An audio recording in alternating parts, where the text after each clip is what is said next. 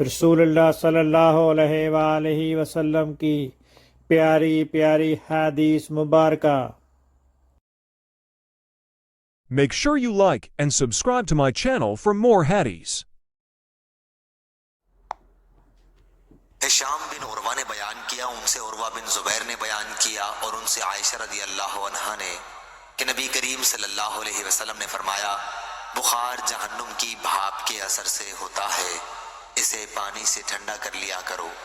صحیح بخاری حدیث نمبر 3263۔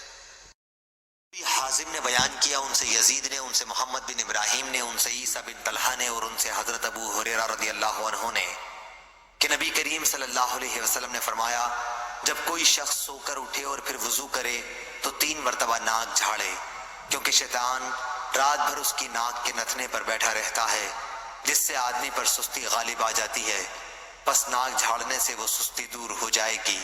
صحیح بخاری حدیث نمبر 3295۔ اللہ تعالیٰ اس کے چہرے کو روشن کرے جو حدیث مبارکہ سن کر آگے پہنچائے۔